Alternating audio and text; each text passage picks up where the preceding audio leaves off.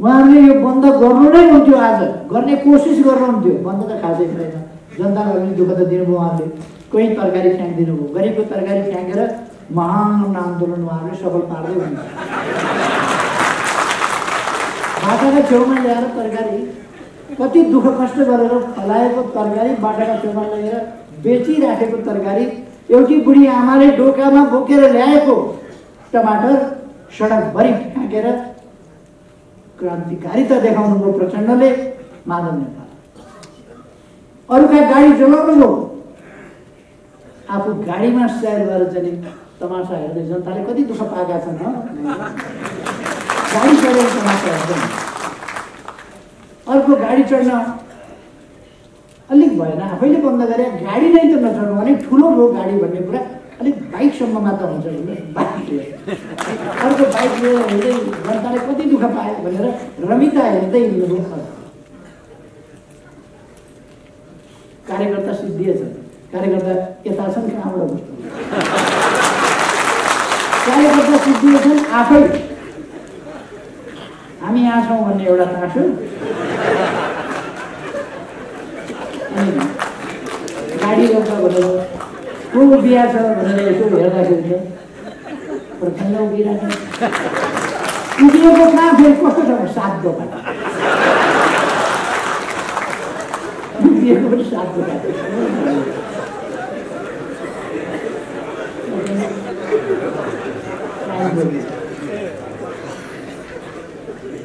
माधव नेपाल अर्को कार्यकर्ता छैन, सिधै आफै उत्रिनु।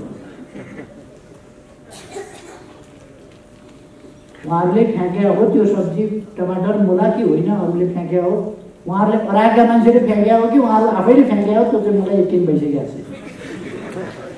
तर उहाँहरूको आन्दोलनले फ्याँके हो, उहाँहरूका कार्यकर्ताले कमसेकम फ्याँके हो। उहाँहरू आक्रामक ढङ्गले आउनुहुन्छ, नियम तोड्न खोज्नुहुन्छ, धाक धप्पु लगाउनुहुन्छ, कानुन मान्दैन भन्नुहुन्छ, अनि हप्की धप्की गर्नुहुन्छ। सम्पूर्ण किसान साथीहरू हार्दिक अभिवादन। इस कार्यक्रम का अध्यक्ष महोदय, किसान आंदोलन का अभिभावक जस्तै मानेर हुने माननीय केशव बडालज्यू, माननीय कृषि मन्त्रीज्यू, आयोगका अध्यक्षज्यू लगायत मंचमा आसीन पदाधिकारी एवं अतिथिगण र सम्पूर्ण सहभागी कमरेडहरू, साथीहरू, दाजुभाइ दिदीबहिनीहरू, आज यस किसान भेलाले एउटा नयाँ जागरण अर्थात् पुनर्जागरणको संकेत गरेको छ। किसान संगठन लामो इतिहास भएको संगठन, यस संगठनको इतिहास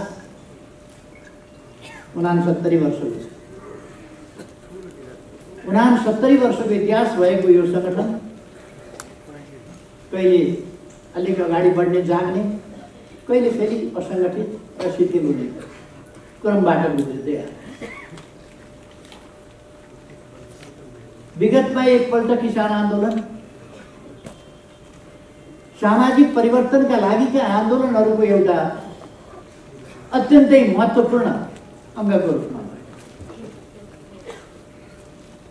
किसान संगठनले 2009 सालमा आफ्नो स्थापना कालको लगत्तैबाट ठुल्ठुला आन्दोलनहरू, ठुला आन्दोलन 9 सालमा, 10 सालमा, 11 सालमा,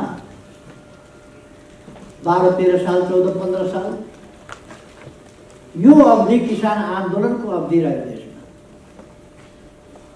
त्यो अवधिलाई एक ढङ्गले भन्ने हो भने किसान जागरण किसान आन्दोलनको अवधि भनेर लिए। यथार्थमा कम्युनिस्ट पार्टीको प्रतिनिधित्व नै, कम्युनिस्ट पार्टीको अस्तित्व नै किसान संगठन र किसान आन्दोलनमा अडिएको थियो। त्यसबेला तराईमा अनेक आन्दोलनहरू, किसान आन्दोलनका अनेक रूपका आन्दोलनहरू त्यस अवधिमा भए। कहिले निर्माणका आन्दोलनहरू, अहिलेसम्म पनि किसानले 15 सालमा खनेका बाटाहरू छँदैछन्। अहिलेसम्म पनि केही केही त्यस बेलाका किसान आन्दोलनका नेताहरू जीवितै हुनुहुन्छ र शोषणका विरुद्ध, दमनका विरुद्ध, अन्यायका विरुद्ध, असमानताका विरुद्ध कहिले रे नहीं जी कहो आन्दोलन, त भन्ने होइन तपाईँ भन भन्ने आन्दोलन, गरिबलाई त त भन्नु हेर्ने, त्यसका विरुद्ध रे नहीं जी कहो। कहिले तमसुक च्यात्ने आन्दोलन, तमसुक फट्टा आन्दोलन, कहिले अरू प्रकारका शोषणहरूका विरुद्ध, कहिले मोयानी हकका विरुद्ध, कहिले मोयानी हकको पक्षमा, कहिले मोयानी बेदखलीका विरुद्ध विभिन्न आन्दोलनहरू चले। र सँगसँगै सामन्ती दमनका विरुद्ध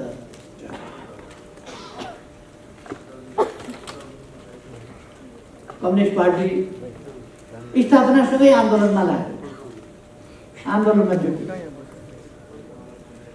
तर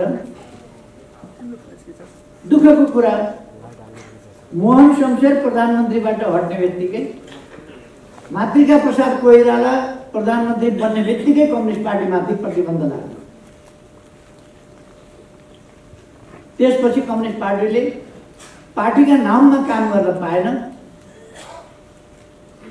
र किसान संगठन, युवा संगठन, महिला संगठन, विद्यार्थी संगठन जस्ता संगठनहरू मार्फत काम गरेको।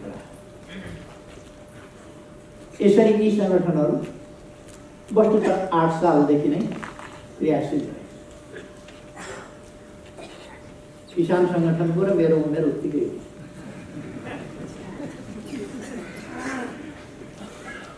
किसान संगठन जन्मिँदैदेखि आन्दोलन गर्न थाल्यो, म चाहिँ जन्मेर हुर्केर पछि मात्रै आन्दोलन गर्न थालेँ। खै 69 वर्ष पुरानो इतिहास। त्यसै बेला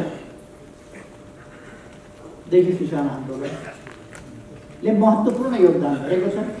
सामाजिक जागरणको क्षेत्रमा आन्दोलन गरेको छ, बलिदानपूर्ण आन्दोलन गरेको छ, त्यागपूर्ण आन्दोलन गरेको छ। 7 सालका आन्दोलनमा कमीहरू के रहे त्यसै बेला किसानहरूले भने यो कमीहरू रह्यो, यो कमी नसच्याउने हो भने आन्दोलनको प्रतिफल जोगाउन सकिँदैन। 17 सालमा पुग्दा किसानले, साधारण किसानले बुझेको कुरा राजनीतिक नेताहरूले बुझ्न सकेन, बुझ्न सक्दैनन्। कहिले कहिले ठुला ठुला नाम चलेका मयौँ भन्ने, ठुलो ठुलो ज्वरो भएका, ज्वरो हल्लाउने नेताहरूले बुझ्दैनन्। तपाईँहरूले बुझेको कुरा नबुझेर आज कोही कोही सडकमा हिँडिराखेका छन्, सडकमा बसिरहेका। तपाईँहरूले बुझे जति कुरा बुझेको भए सडकमा गएर किन बस्नु पर्छ? उहाँहरू प्रतिगमन देखिरहनु भएको छ। आज प्रतिगमन होइन, आज जागरण भएको छ। फेरि एकपल्ट जागरण भएको छ। पुरानो इतिहास, पुरानो गौरवपूर्ण इतिहास र परम्परा किसान आन्दोलनले फेरि जगाएको छ। यस जागरणलाई म सलाम भन्न चाहन्छु, तपाईँहरूलाई धेरै धेरै धन्यवाद भन्न चाहन्छु। यस जागरणका निम्ति तपाईँहरूलाई बधाई भन्न चाहन्छु।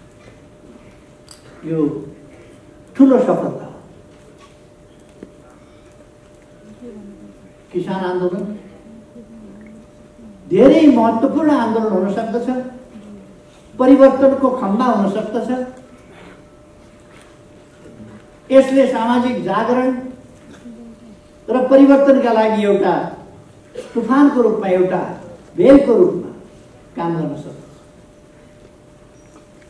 आज तपाईहरु फेरि पुनर्गठित भएर, पुनर्जागृत भएर पुनः आन्दोलनलाई अगाडि बढाउने त्यस अभियानमा सरिक भइरहनुहुन्छ। म तपाईहरुलाई त्यसका यो सही ठम्याइरहे र यति बेला वास्तवमा देशलाई सचेत नागरिक, जागरुक नागरिक र सचेत नागरिकको सचेत अभियान र आन्दोलन चाहिएको छ। त्यसकारण तपाईहरुको यो अभियान सफल रहोस्, म शुभकामना गर्न चाहन्छु। यो कार्यक्रम त तपाईहरुको सफल भइ नै हाल्यो। यस सम्बन्धमा त केही सफलताको शुभकामना थप दिएर नै परेन, यो त सफल भइ नै सक्यो। तपाईहरुले अब अठोट गर्नुभएको छ, उपयुक्त अठोट गर्नुभएको छ र अठोट गर्न पर्दछ। हाम्रो देशमा 65% लगभग किसानहरू वा कृषिमा आधारित छन्। म राजनीतिमा छु, तर मेरो बुवा किसान हुनुहुन्छ, मेरो भाइ किसान छ, म कृषिसँग जोडिएको छु। मेरो वास्तवमा पेसा के हो, पेसाको हिसाबले भन्ने हो भने मेरो पृष्ठभूमि के हो, मैले आफैले हलो जोतेर आएको, आफैले कोदालो चलाएर आएको, आफैले खेत रोपेर आएको, आफैले बिउ काटेर आएको, आफैले घाँस काटेर आएको, आफैले गाई भैँसी दुहेर आएको, आफै दामला बाटेर आएको। तपाईहरुलाई अनौठो लाग्छ होला मलाई कृषि क्षेत्रमा गरिने कामहरू, परालको पिर्का भन्ने भन्नुहोस् कि काठको पिर्का बनाउने भन्नुहोस् कि काठका खाट बनाउने भन्नुहोस् कि अथवा हलो तास्ने भन्नुहोस् कि अथवा जुवा बनाउने भन्नुहोस् कि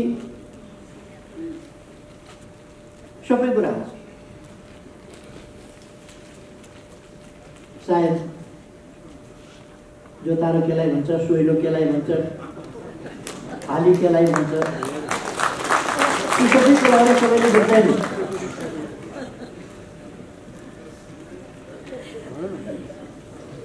त्यो ती सबै कुरा हामी कतिले जुवा भनेको सुनेका छन्, तर जुवा कस्तो हुन्छ देखाएको छैन, हाली कस्तो हुन्छ देखाएको छैन। हाली अडाउनलाई, हलोमा ठोक्नेलाई के भन्छ भने करुवा भन्न आउँदैन। नपत्याए सोधेर हेर्नु थुप्रै नेताहरू हाली अडाउन ठोक्नुलाई के भन्छ, त्यस्तो परेको हुन्छ, के हुन्छ, कस्तो परे हुन्छ अरे भन्छ।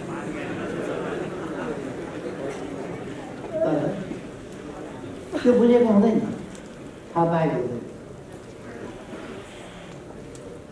म पनि कृषि पृष्ठभूमिबाटै आएको, किसानबाटै उठेको, किसानबाटै आएको। अर्थात् किसानसँग कति सम्बन्धित छ देश। हामी सबै कृषिबाटै आएका हौँ, कृषिसँग सम्बन्धित भएरै आएका हौँ, कृषि बुझ्छौँ, बोट बुझ्छौँ, बिरुवा बुझ्छौँ, बिउ बुझ्छौँ, त्यो कसरी राख्नुपर्छ, के गर्नुपर्छ त्यो कुरा बुझ्छौँ। कलमी केलाई भन्छ, कलमी कसरी गरिन्छ त्यो कुरा बुझ्छौँ। ती कुराहरू हामीले बुझेका छौँ। 65% भन्दा बढी कृषिसँग सम्बन्धित, कृषिसँग आधारित मजदुर भए पनि दिउँसो मजदुरी काम गर्छ, तर बिहान बेलुका घरमा कृषि नै काम गर्छ र उसको आधा पेसा चाहिँ कृषि नै छ। अहिलेका मजदुर थोरै मात्रै होला कृषिबाट छुटेका, केही सहरी मजदुरहरू कृषिबाट छुटेका छन्, नत्र ग्रामीण मजदुरहरू फेरि पनि उद्योगमा काम गरे पनि गाउँका शिक्षकहरू पढाउन दिउँसो जान्छन्, बिहान हलो जोतेर बेलुका आएर फेरि बोट बिरुवामा पानी हाल्ने, गोड्ने आदि इत्यादि काम। विद्यार्थीहरू त्यसै गर्छन्, म विद्यार्थी हुँदा पनि त्यसै गर्छु। अर्थात् हाम्रो जनसङ्ख्यासँग एकदमै व्यापक रूपमा जोडिएको छ कृषि र कृषिको आधुनिकीकरण नभइकन, कृषिको व्यावसायिकीकरण नभइकन कृषिमा आधुनिक प्रविधि प्रयोग नगरिकन कृषिलाई पहिलो त कृषि क्षेत्र आत्मनिर्भर हुनु पर्यो। त्यसलाई आत्मनिर्भर बनाउनका लागि उत्पादन र उत्पादकको वृद्धि गर्नु पर्यो र त्यसपछि कृषिलाई निर्यातको वस्तु बनाउनु पर्यो। हाम्रो जस्तो उर्वर देश कृषि उपजहरूको निर्यातको देश हुन सक्छ, निर्यातक देश हुन सक्छ। तर आज हामी अरबौंको आयात गरिरहेका छौँ। कृषि क्षेत्रमा सबभन्दा बढी चाहिएर भन्दा बढी हामी अलिकति कम पार्न थालेका छौँ। हामीलाई लाल किल्ला भन्ने लामो सीता भएको चामल चाहियो। हामीलाई इन्डिया गेट भन्ने चाहियो। किन चाहियो इन्डिया गेट? इन्डिया गेट भनेको कति वर्ष पुरानो चामल, त्यसको पौष्टिकता कति ट्रिटमेन्ट गर्दा उपचार गर्दा त्यसको पौष्टिकता समाप्त हो। तपाईहरुले हेर्नुभएको छ 1 इन्च लामो सीता हुन्छ। 1 इन्च लामो सीता सकली कुरा हो। त्यो नै तपाईँ हामी किसानले त बुझेका छौँ। यति पुरानो भइसकेको छ अनि त्यसलाई मर्मत सम्भार गरेर यहाँ बासमती चाहियो, लाल किला चाहियो, इन्डिया गेट चाहियो, अर्को के चाहियो? यस्ता चामलहरू किन आयात गर्छौँ हामी? आनी बानी खान नपुगेर आनी बानी पुगेर हाम्रो जनसङ्ख्यालाई खाद्यान्न मोटामोटी 94 लाख मेट्रिक टन वार्षिक चाहियो। तर हामी 107 लाख 8 लाख मेट्रिक टन उत्पादन गर्छौँ भने खान पुग्ने भन्दा अलिकति बढी छ। लगभग 10% खाद्यान्न या खाद्य वस्तु हाम्रो आवश्यकता भन्दा बढी हुन्छ हामीसँग। तर हामी आदत बिग्रिएको हुनाले थुप्रै कुराहरू आयात गर्नु पर्ने स्थिति होइन। तर पनि गर्छौँ। त्यस स्थितिलाई पनि हामीले बदल्नु। सामान्यतया म किसानहरूलाई अहिलेको अवस्थामा बासमती लगाउनुहोस्, मसिना चामल लगाउनुहोस्, मिठो खाने चामल लगाउनुहोस् भन्ने सल्लाह दिन्छु। चौथाइ फल्छ त्यो। अरू धानहरूमा त हामीलाई बढीभन्दा बढी फल्ने धान चाहियो, पौष्टिक चाहियो, अर्ग्यानिक चाहियो, स्वस्थकर चाहियो। मुख्य कुरा त्यो हो। अहिले मसिना पनि पकाउनुहोस्, ठिक छ, अलिक महँगो दाममा पनि बिक्छ। तर जति महँगो दाममा बिके पनि फल्छ। मोटा धानको गाँठ जत्रो ठुल्ठुलो गाँठ आउँछ, मसिनाको गाँठ त्यत्रो हुँदै हुँदैन, सिल्के भयो।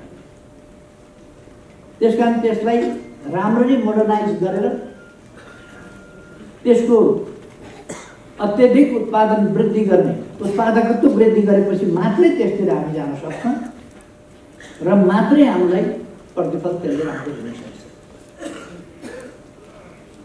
त्यसको परिवर्तन नगरिकन, त्यसमा सुधार नगरिकन, त्यसको उत्पादकत्व 2 गुणा भन्दा बढी नबढाइकन त्यो लगाएर पोसाउँदैन। त्यो पोसाउँदैन।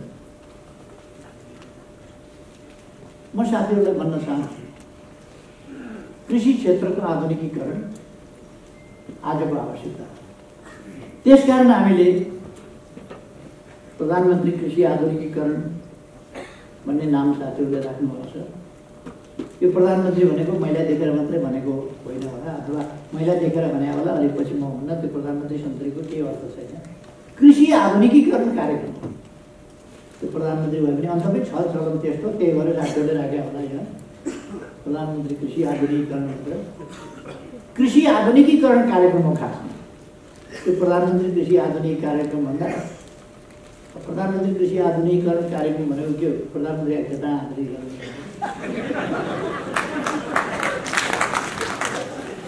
तर कृषि आधुनिकीकरण कार्यक्रम, कृषिको व्यवसायीकरण कार्यक्रम।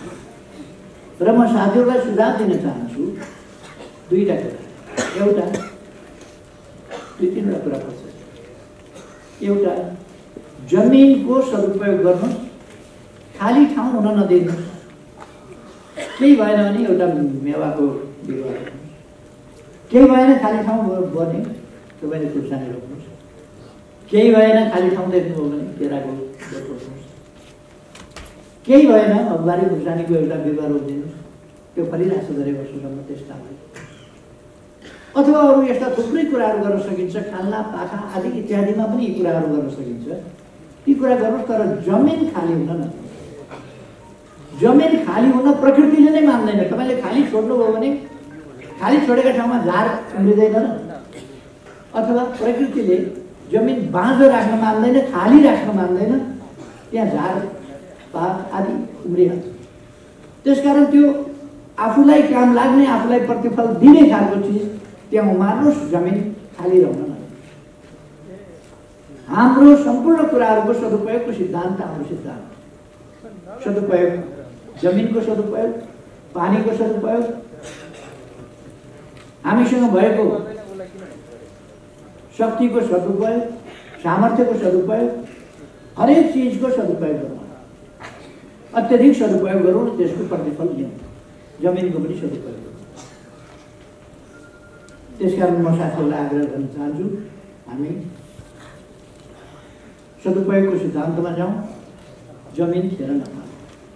अर्को, हामी पुँजी हामीसँग छैन।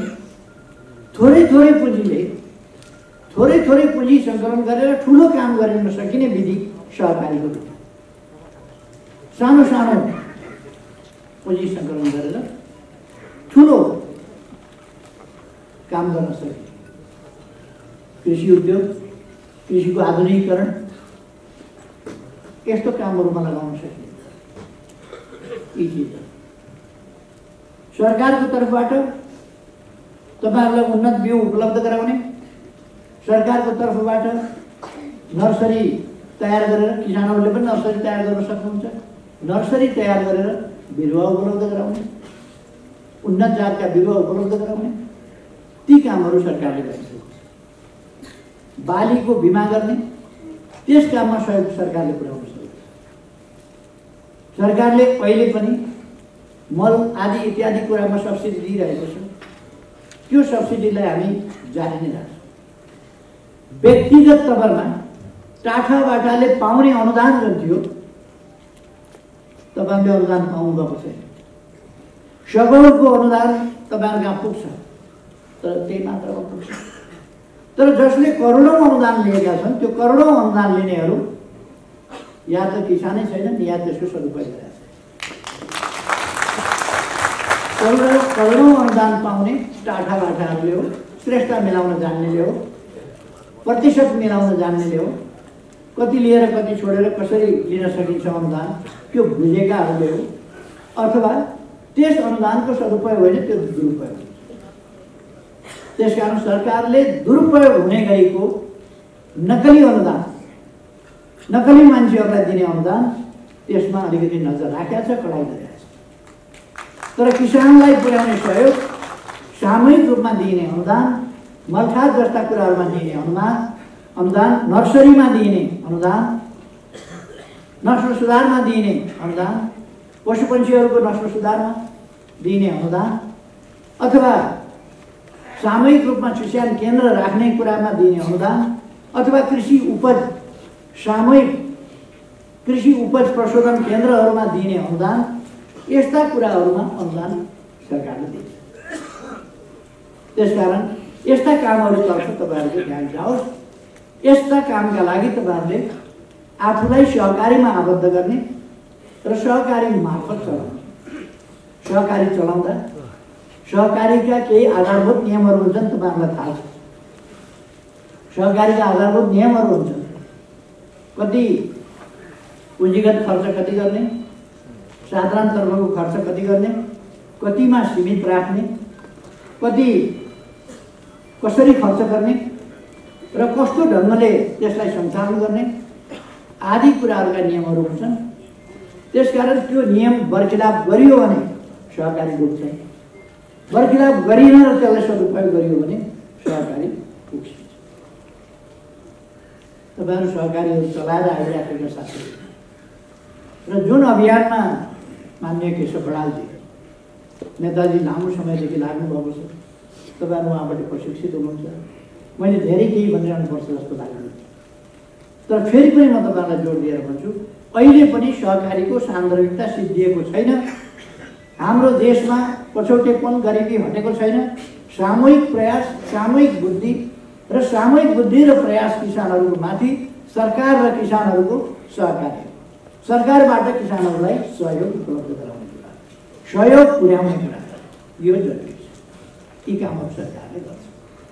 अर्थात् म यहाँहरूलाई भनौँ, कृषिको सन्दर्भमा हामीले, कृषि क्षेत्रका हाम्रा नीतिहरूको सन्दर्भमा हामीले नसोचेको र नबुझेको स्थिति होइन। हामी भिजनका साथ कसरी कृषिको आधुनिकीकरण गर्न सक्छौँ, कसरी यसको वैज्ञानिक प्रणालीमा, आधुनिक प्रणालीमा लान सक्छौँ, कसरी आजको प्रविधि कृषि उपजका क्षेत्रमा, उत्पादनका क्षेत्रमा, बजारको क्षेत्रमा, बिक्रीको क्षेत्रमा अथवा कृषि उत्पादनको सुरक्षाको सन्दर्भमा कसरी कुरा गर्न सक्छ, यी कुराहरू हामीले बुझ्छौँ। खाद्य सम्प्रभुता सम्बन्धी नीति, खाद्य सम्प्रभुता, राष्ट्रिय दृष्टिकोणबाट खाद्य सम्प्रभुता, पारिवारिक वा वैयक्तिक दृष्टिबाट खाद्य सम्प्रभुता, खाद्य सम्प्रभुता सम्बन्धी राष्ट्रिय अधिकार, राष्ट्रिय पहिचान र राष्ट्रिय दायित्व, सरकारी दायित्व र हामी हरेकको खाद्य सम्प्रभुताको स्थितिलाई सार्थक बनाउनका लागि हामी हरेकको योगदान, यी चिजहरू असाधारण महत्त्वका छन्। कृषि क्षेत्र उत्पादन, खाद्य वस्तुको उत्पादन आदिसँग मात्रै सम्बन्धित छैन, यो जीवनसँग त सम्बन्धित छँदैछ। बाँच्नका लागि खानेकुरा आवश्यक छ। यो हरेक हिसाबले सबभन्दा महत्त्वपूर्ण सेक्टर हो, सबभन्दा महत्त्वपूर्ण क्षेत्र हो, यो त छँदैछ। त्यसका बावजुद यसले वातावरणलाई अनुकूल बनाउँछ, यसले मानिसको चिन्तनलाई अनुकूल बनाउँछ, यसले मानिसको स्वास्थ्यलाई अनुकूल बनाउँछ। कृषिमा लागिरह्यो भने व्यायाम छुटे पनि केही फरक होइन। कृषिमा लागिरह्यो भने, योग छुट्यो भने केही फरक पर्दैन। कृषि छुट्यो भने गयो। कृषि ज्यादै महत्त्वपूर्ण छ। कृषि कार्यमा योग पनि मिसिएको छ, वातावरण पनि मिसिएको छ, मानव जीवनको आधार पनि मिसिएको छ, थुप्रै कुराहरूको आधार मिसिएको छ। मानव र पशुहरूका बिचको सम्बन्ध, मानव र पन्छीहरूका बिचको सम्बन्ध, मानव र प्रकृतिका बिचको सम्बन्ध, मानव र वनस्पति, बोटबिरुवा आदिसँगको सम्बन्ध, यसको बहुतै ठुलो गहिरो दार्शनिक अर्थसहित कृषि क्षेत्रको महत्त्व छ। र यो महत्त्व कहिले पनि पुरा नहुँदैन।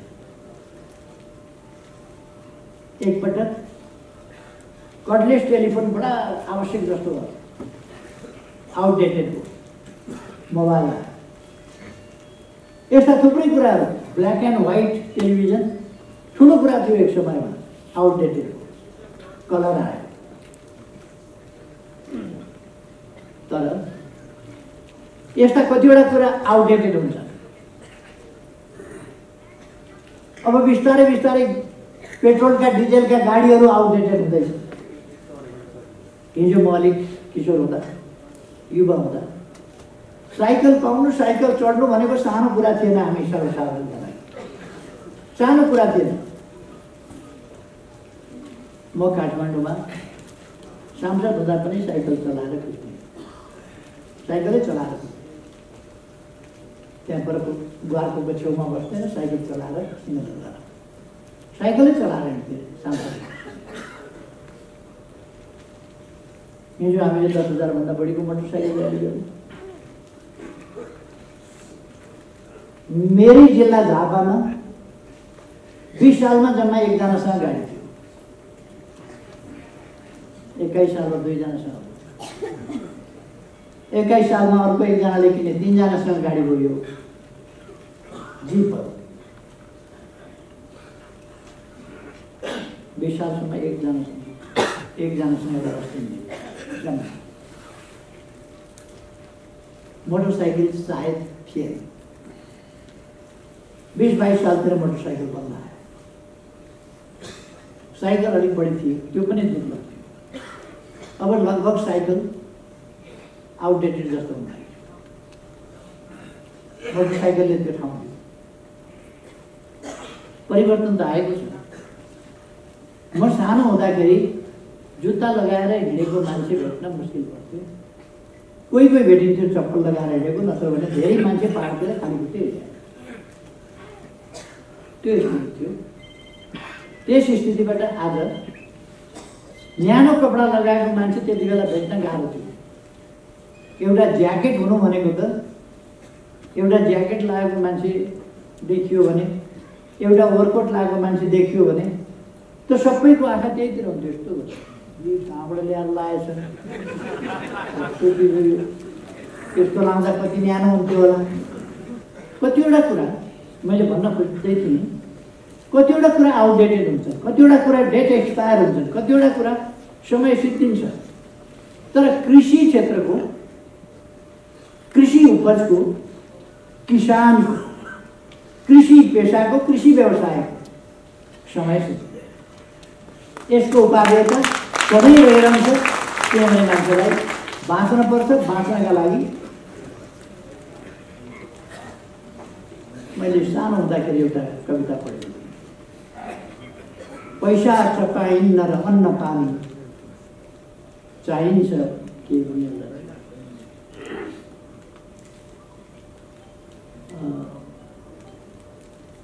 पैसा चपाइन्न। जति धनी भए पनि, फोर्स बुकमा नाम लेखाए पनि, विश्वको धनी भए पनि, देशको धनी भए पनि, जिल्लाको धनी भए पनि, जहाँको जस्तो सुकै धनी भए पनि, कोही चामल, कोही पिठो, कोही साग, कोही तरकारी, कोही दाल, के गर्ने? पैसा चपाइन्न, सुन चपाइन्न, चाँदी चपाइन्न, हिरा जवाहरत चपाइन्न। त्यो त बाहिर गएर यसो देखाउनका लागि मात्रै हो। त्यो लाए पनि हुन्छ, नलाए पनि हुन्छ। तर अन्न पानी चाहिँ त्यस्तो होइन। खाए पनि हुन्छ, नखाए पनि हुन्छ भन्ने कुरा होइन। खानै पर्छ। स्वच्छ हावामा सास फेर्नै पर्छ। शुद्ध पानी पिउनै पर्छ। अर्ग्यानिक खाना खानै पर्छ। हाम्रो गन्तव्य हामी अर्ग्यानिक खाना हरेकलाई खुवाउन चाहन्छौँ, हरेकले खान चाहन्छौँ, खुवाउन चाहन्छौँ। त्यसका निम्ति हामीले काम गर्नुपर्छ। तसर्थ किसान आन्दोलनको महत्त्व एक पक्षीयको एउटा कुराको एक पक्षीको मात्र होइन। किसान आन्दोलनको, किसान सङ्गठनको, किसान आन्दोलनको महत्त्व, किसान जागरणको महत्त्व एउटा कुरामा मात्रै होइन। यसका बहुआयामिक पक्षहरू छन्।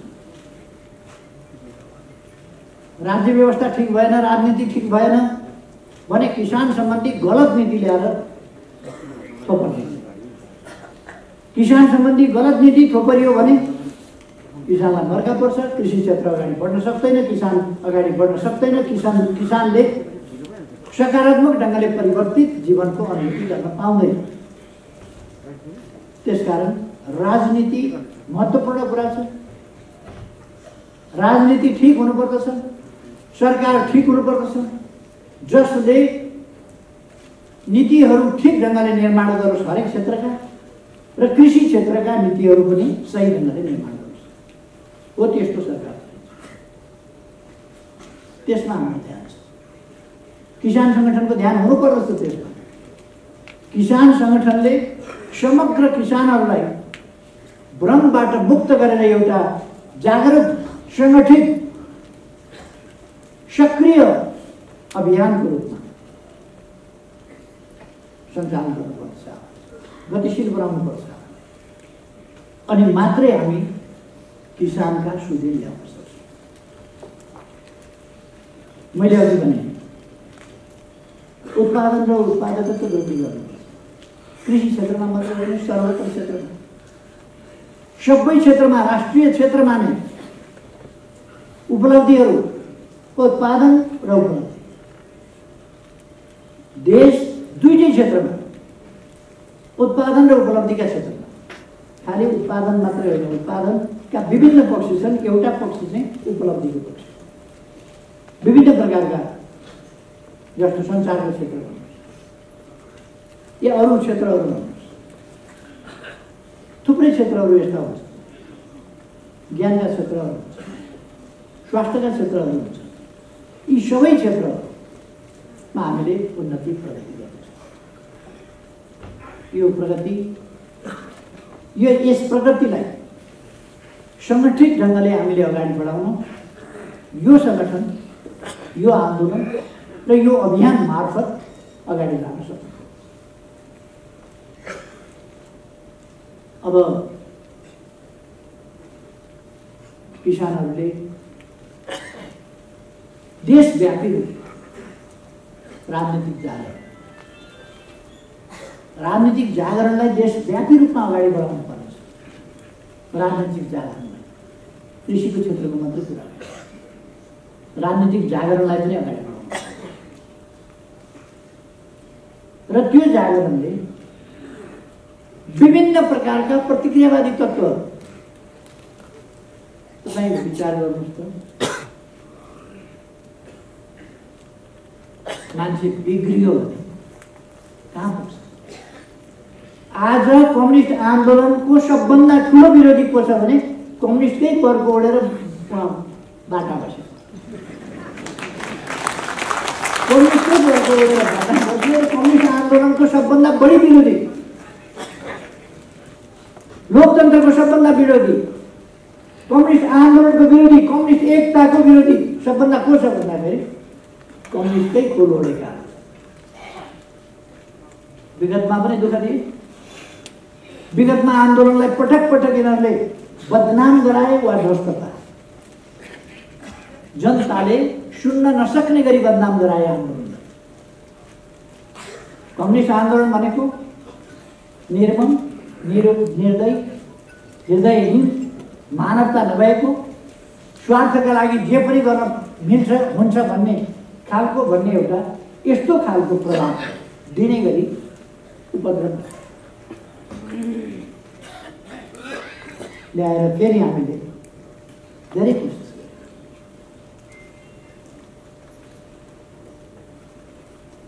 मैले नाम त लिइरहनु पर्दैन, तर अस्ति मैले भूमिहीन किसानहरूको एउटा भेलामा भनेको, यसअघि पनि हामीले एउटा आयोग बनाएका थियौँ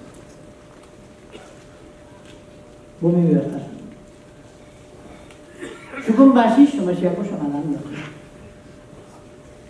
अव्यवस्थित बसोबासलाई व्यवस्थित गर्ने, किसानहरूलाई धनी पूर्जा कमसेकम वितरण गर्ने। यो अभियान एकपल्ट हामीले 51-52 को हाम्रो अल्पमतको सरकारको समयमा यो अभियान सञ्चालन गर्यौँ। त्यो अभियान सञ्चालन गर्न सँगसँगै माननीय केशव बडालको नेतृत्वमा नेपालको भूमि समस्या र भूमि सुधार, त्यो समस्या समाधान गर्न, भूमि सुधार कसरी गर्ने या भूमि व्यवस्थाको कसरी समाधान गर्ने र भूमिसँग सम्बन्धित जनताको समस्याको समाधान कसरी गर्ने, भन्ने सम्बन्धमा हामीले आयोग बनायौँ। उहाँले आयोगको प्रतिवेदन दिनुभयो। हामी कसरी सरकारबाट हटायौँ साथीहरूलाई बलजफ्ती अनुचित ढङ्गले सरकारबाट हटायौँ। त्यो बडाल आयोग भनेर प्रसिद्ध छ। बडाल आयोग भनेको कुनै दन्ते कथाको बडाल होइन, हाम्रै अगाडि भएको बडाल आयोग। त्यो आयोगको प्रतिवेदन महत्त्वपूर्ण छ। हामी क्रमशः त्यसलाई कार्यान्वयन पनि गर्दैछौँ। हामीले 51 सालमा आयोग बनाएर 65,000लाई धनी पूर्जा वितरण गर्न भ्यायौँ। 65,000लाई धनी पूर्जा वितरण गर्न भ्यायौँ। तर हामी सरकारबाट गयौँ, हामीले वितरण गरेका धनी पूर्जा समेत रोकेर अनेक कानुनी जटिलता अप्ठ्यारा पारेर कतिपयले त्यो भोगसन गर्न पाए, धनी पूर्जा प्राप्त भइसक्यो, कतिपयले धनी पूर्जा प्राप्त गर्न पाएनन्, भ्याएका थिएनन्। त्यस्तो स्थितिमा त्यो टुङ्गो। अर्कोपल्ट हामीले कास्कीका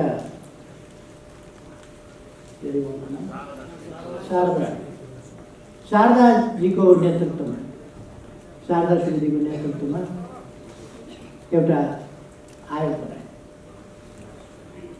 माधव नेपालजी यति अल्गो सेरिङमा पनि टाउको ठोकिने गरी उफ्रिनु मात्रै भएन। उहाँले नवलपरासीको एउटा आफू तर्फको वकिल रहेछ अन्धभक्त, उसलाई लगाएर मुद्दा बनाउनु हो। अहिलेसम्म मुद्दा छ। एउटा नेताको नाम बताउनुहोस् त भनेर सोधे। उहाँले सही जवाब दिनुभयो। म तपाईँहरूलाई पनि सोध्न चाहन्छु, यस्तो नेता को हो बताउनुहोस् त। सही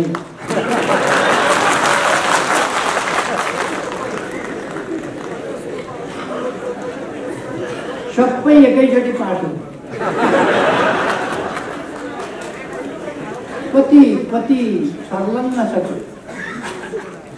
2 मत छैन भनेको यो, 2 मतै छैन भने कसैको फरक मत छैन, सर्वसम्मत छ देश।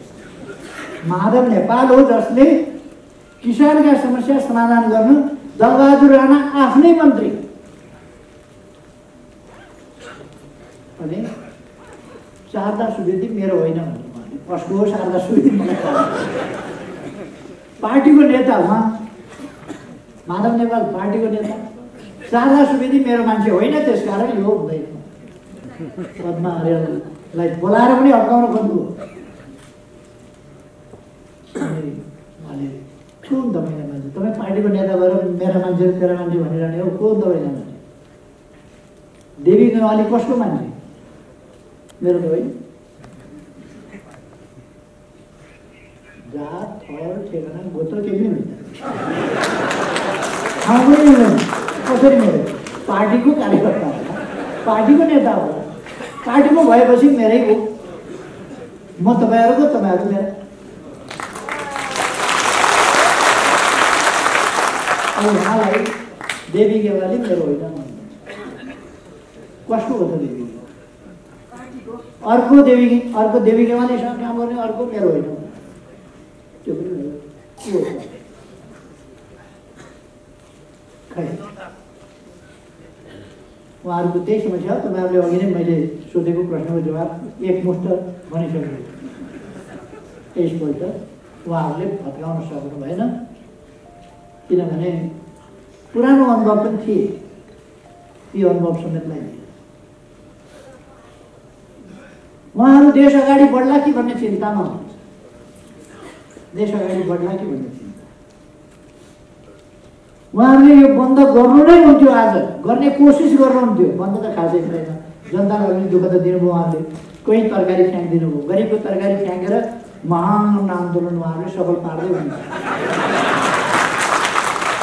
बाटाका छेउमा ल्याएर तरकारी, कति दुःख कष्ट गरेर फलाएको तरकारी, बाटाका छेउमा ल्याएर बेचिराखेको तरकारी, एउटी बुढी आमाले डोकामा बोकेर ल्याएको टमाटर सडकभरि फ्याँकेर क्रान्तिकारिता देखाउनुभयो प्रचण्डले, माधव नेपाल।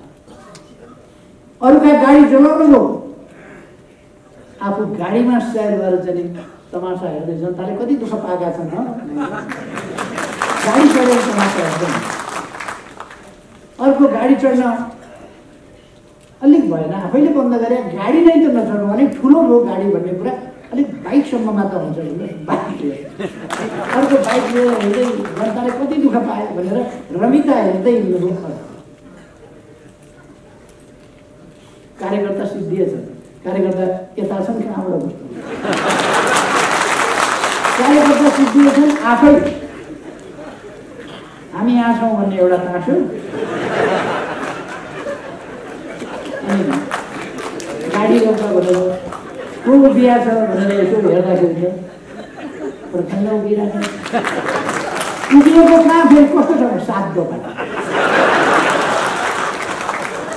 उभिएको पनि 7 दोकान।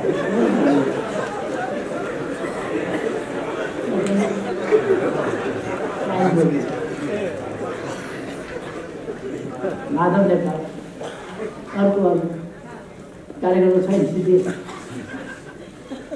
आफै उत्रिनु। उहाँहरूले फ्याँके हो त्यो सब्जी, टमाटर, मुला कि होइन अरूले फ्याँके हो, उहाँहरूले अराएका मान्छेले फ्याँके हो कि उहाँहरूले आफैले फ्याँके हो, त्यो चाहिँ मलाई यकिन भइसकेको छ। तर उहाँहरूको आन्दोलनले फ्याँके हो, उहाँहरूका कार्यकर्ताले कमसेकम फ्याँके हो। उहाँहरू आक्रामक ढङ्गले आउनुहुन्छ, नियम तोड्न खोज्नुहुन्छ, धाक धप्पु लगाउनुहुन्छ, कानुन मान्दैन भन्नुहुन्छ, अनि हप्की धप्की गर्नुहुन्छ। प्रमुख जिल्ला अधिकारी, एसपी, डिएसपी, इन्सपेक्टर कोही बाटा भेटायो भने हप्की धप्की गर्नुहुन्छ, सिडिओलाई हप्की धप्की गर्नुहुन्छ। कानुनको पालना गर्नुहोस्, हप्की धप्की गर्ने होइन, पालना गर्न सिक्नुहोस् कानुनको। लोकतन्त्रमा लोकतन्त्र भनेको कानुनको राज हो, बलमिच्याइको राज होइन। प्रचण्डलाई म सम्झाउन चाहन्छु, ती दिन गए जति बेला तपाईँ संविधान मान्दिनँ, कानुन मान्दिनँ भनेर त्यो जनाउनु गयो। अब कानुनको पालना गरेर चल्नुहोस्। अदालतलाई धम्क्याएको छ, निर्वाचन आयोगलाई धम्क्याएको छ, निर्वाचनको तयारी नगर भनेर, हामी यहाँ छौँ भनेर लेखेर निर्वाचन आयोगमा पुग्यो। त्यहाँ उहाँहरू पुगेपछि त थाहा पायो होला नि मान्छेले, हामी यहाँ छौँ, हामी यहाँ छौँ लेखेर निर्वाचन आयोगमा हाजिर पुगेपछि थाहा पाएन नि मान्छेले, पाएन नि त उहाँहरू त्यहाँ हुनु, फेरि पनि हामी यहाँ छौँ भनेर ब्रान्ड हो उहाँहरू, हामी यहाँ छौँ। उहाँहरूका कार्यकर्ता कति छन् भनेर तपाईँहरूलाई चिन्न अब सजिलो छ। जो हामी यहाँ लेखेका छौँ भनेर राखेको छ त्यो उहाँहरूको पार्टी पत्र छ, थाहा पाउन पनि सजिलो हो। कतिजना छन् हामी यहाँ लेखेका छौँ भने त्यत्रै हो। अघि वरिपरि भनेको त रमिता समिता हेर्ने ओर्ने यताउता को आएछ के आएछ के टाँसे हो यता यसो हेर्ने ओर्ने बाटा छेउका मान्छेहरूको छोडियो। खै धेरै कुराहरू म भोलि भन्नेछु। किसानहरूका समस्या समाधान गर्ने सन्दर्भमा हामी गम्भीरतापूर्वक लागेका छौँ, लाग्नेछौँ र अब किसान सङ्गठन पुनर्जागरित भएको छ, पुनः सङ्गठित भएर अगाडि बढ्छ र पुनः गतिशील हुन्छ, पुनः विस्तार हुन्छ।